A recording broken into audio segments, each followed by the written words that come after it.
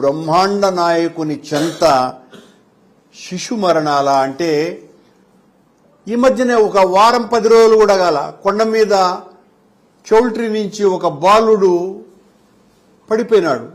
దానికి చంద్రబాబు గారికి సంబంధించినటువంటి పత్రికలు కానీ ప్రసార మాధ్యమాలు కానీ ఏ రకమైనటువంటి ప్రచారము ఇవ్వాల.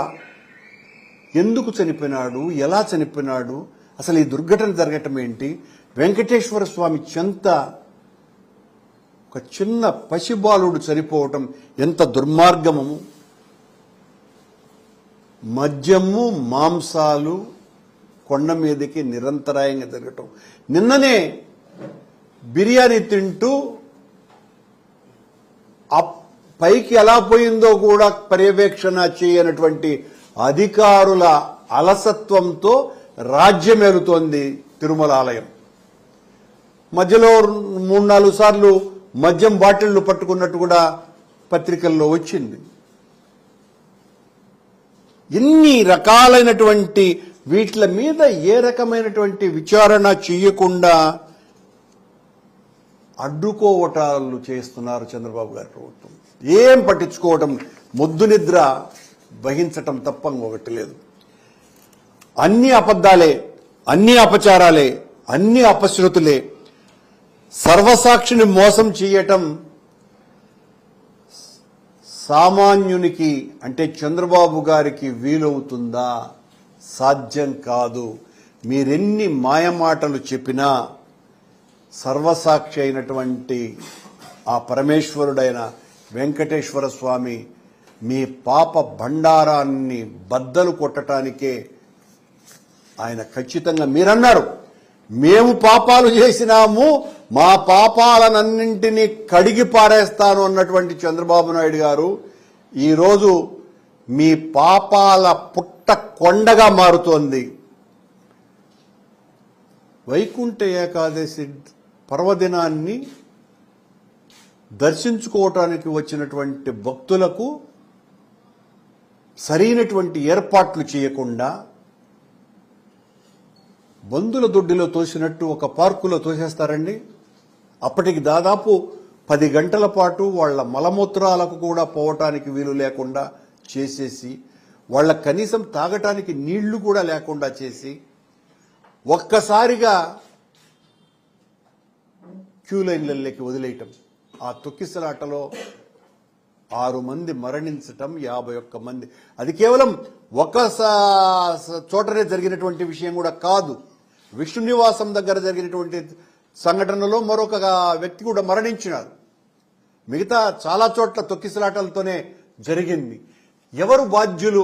బాధ్యత తీసుకోవాల్సినటువంటి వ్యక్తి చంద్రబాబు నాయుడు గారు, ముఖ్యమంత్రిగా ఉన్నటువంటి వ్యక్తి. ఏ బాధ్యత తీసుకోవాలా?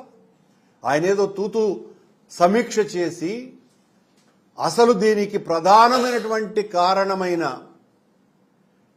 ఈవో, కొండ మీద అడిషనల్ ఈవో, కలెక్టర్ వీళ్ల మీద చర్యలు తీసుకోకుండా తూతూ మంత్రంగా ఎస్పీని ట్రాన్స్ఫర్ చేసి ఆ కింది స్థాయి అధికారులనిద్దరిని సస్పెండ్ చేసి ఆయన సమీక్ష చేసిన తర్వాత తనకు కావాల్సినటువంటి మీడియాలో కూడా ఏ రకంగానూ కూడా ఆ తర్వాత తిరుమలలో ఒక సంఘటన జరిగింది అన్నటువంటి విషయాన్ని కూడా పూర్తిగా మరుగున పెట్టేశారు. ఎంత దారుణం! బిఆర్ నాయుడు గారు ఒక ఛానల్ నడుపుకుంటున్నటువంటి వ్యక్తిని మీరు టీటీడీ చైర్మన్ చేశారు. ఆయన చాలా ఇష్టంతో స్వీకరించినాడు. కానీ ఆలయ చరిత్ర మీద, ఆలయ వైశిష్ట్యత మీద, ఆలయం యొక్క గొప్పతనం మీద, కేవలం భగవంతుని మీద భక్తి ఉండటం ఒక్కటే భూమిక కాదు. నిర్వహణ,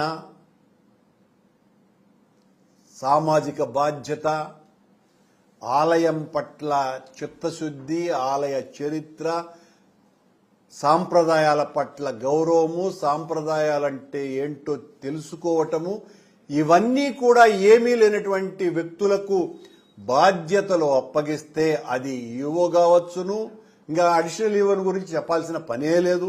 ఆయన వెంకటేశ్వర స్వామి సేవలో కంటే పూర్తిగా చంద్రబాబు సేవలో తలమునకలైపోయిండాడు.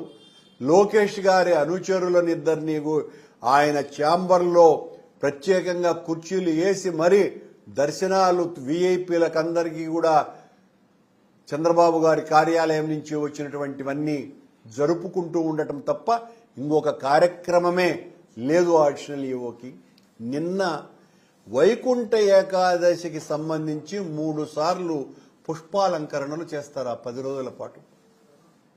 కర్ణాటకకు చెందినటువంటి సునీత గౌడ అనేటువంటి ఒక భక్తురాలు 70 లక్షల రూపాయలు ఖర్చు పెట్టి పుష్పాలంకరణ చేస్తే దాన్ని తీసి ఆడబారేసినారని ఆవిడ ఆలయం ముందనే కన్నీళ్లు పెట్టుకొని ఏడ్చింది. ఎవరు దీనికి బాధ్యత వహించాలా? అడిషనల్ ఈఓ ఇలాంటివి సంఘటన చాలా చిన్నది, దీన్ని ఎందుకు ప్రచారంలోకి తెస్తారు అని ఒక ప్రకటన కూడా ఇస్తాడు మీడియా ద్వారా. మీరు చేస్తున్నటువంటి నిర్వాకాలు ఎంత దారుణంగా ఉన్నాయి. ఎర్రచందనం ఇప్పటికి 4 సార్లు దొరికింది తిరుమలలో. పవన్ కళ్యాణ్ గారు అటవీ శాఖ మంత్రి బాధ్యత వహించాలా? సనాతన ధర్మాన్ని పరిరక్షించడానికే ఒక వీరతాడు వేసుకున్నటువంటి పవన్ కళ్యాణ్ గారు అటవీ శాఖ మంత్రిగా